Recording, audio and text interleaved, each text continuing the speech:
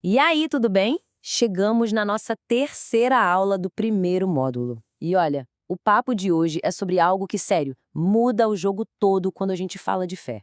O papel do Espírito Santo. Entender isso aqui pode transformar não só o que a gente fala, mas a nossa atitude inteira na conversa. Vamos começar com uma cena que, tenho certeza, muita gente já passou. Sabe aquela situação? A gente está lá, apresenta os melhores argumentos, rebate ponto por ponto, parece que ganhou o debate. Só que no final, a outra pessoa sai ainda mais resistente, mais fechada do que antes de começar. É ou não é uma sensação super frustrante? Pois é justamente essa tensão que a gente vai investigar agora. Porque existe, uma desconexão bem clara entre um argumento que faz todo sentido na lógica e um coração que é de fato transformado. Se a lógica está certa, se as evidências estão ali, o que é que está faltando? A gente precisa entender por que essa ponte entre a mente e o coração parece que às vezes está quebrada. E olha, a Bíblia dá um diagnóstico bem direto para esse problema. Esse versículo aqui de 1 Coríntios mostra que a barreira não é só de lógica, sabe? A coisa é mais funda. Para quem não tem um entendimento espiritual, digamos, ativado, as ideias centrais da fé não soam só como algo errado. Elas soam como uma completa loucura, literalmente. E aqui vale a pena deixar uma coisa bem clara. Quando o texto fala em homem natural, não é um xingamento, não é nada pejorativo. É quase como um termo técnico, sabe? Ele está descrevendo a perspectiva humana padrão, que funciona sem essa iluminação espiritual. A ideia é que existe uma camada da realidade que a nossa razão sozinha simplesmente não alcança. E é isso que nos leva para o ponto central, teológico dessa nossa conversa. A mudança de coração, que a gente chama de conversão, é na sua essência uma obra sobrenatural. É algo que Deus faz. Ponto. Os nossos melhores discursos, a nossa lógica mais afiada, nada disso tem o poder, por si só, de criar vida espiritual. Ok, mas aí surge aquela pergunta, né? Se o trabalho principal é de Deus, qual é o nosso papel? A gente não faz nada? Fica só de braços cruzados esperando? A resposta é um grande não. E a próxima imagem vai ajudar a gente a entender isso, com uma analogia perfeita. Olha só essa analogia, que pode mudar completamente a nossa forma de ver as coisas. A do médico e do bisturi. Pensa comigo. Os nossos argumentos, as nossas conversas, são como o bisturi, são a ferramenta. Já o Espírito Santo, ele é o médico. É o agente que faz a cura acontecer.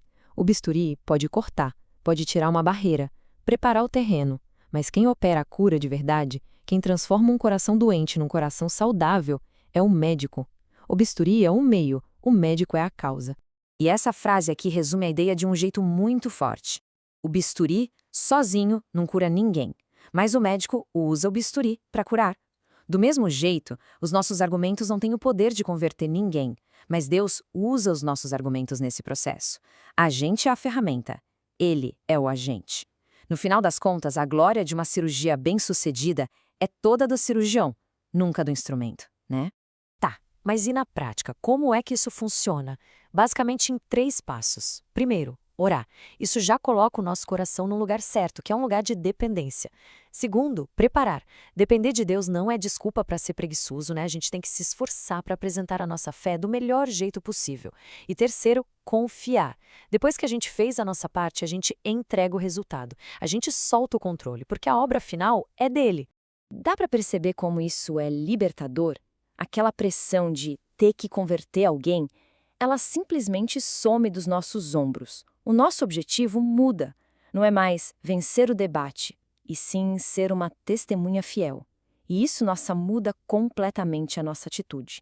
A gente fica mais leve, mais paciente, mais amoroso de verdade, porque o resultado final não depende da nossa performance. E aqui a gente chega numa das consequências mais radicais dessa verdade. Se a conversão é obra de Deus, e só dele, qualquer pingo de arrogância da nossa parte se torna uma incoerência teológica. Não faz sentido. Seria a mesma coisa que o bisturi se gabando pela cirurgia. É querer levar o crédito por uma coisa que a gente nem tem poder para fazer. E essa frase aqui resume perfeitamente o equilíbrio que a gente está buscando. Se preparar bem e depender de Deus não são coisas opostas, são os dois lados da mesma moeda, a moeda da fidelidade. É fazer a nossa parte da melhor maneira possível, enquanto a gente confia que Deus vai fazer a parte que só Ele pode fazer. Então, olha só, com essa liberdade toda, com essa nova perspectiva, A pergunta muda. Não é mais como eu converto alguém, mas sim como eu posso ser uma ferramenta melhor, mais afiada, mais sensível nas mãos do médico. A questão passa a ser sobre como ser fiel e eficaz no mundo de hoje. E isso nos conecta perfeitamente com a nossa próxima aula. Pensa bem, para um bisturi ser eficaz, o cirurgião precisa entender muito bem da anatomia do paciente. Para a gente ser ferramenta útil, a gente precisa entender como as pessoas à nossa volta pensam, como elas enxergam o mundo. Por isso, na aula 1.4, a gente vai mapear as 3 grandes visões de mundo que moldam a nossa cultura hoje: o secularismo, o relativismo e o pluralismo.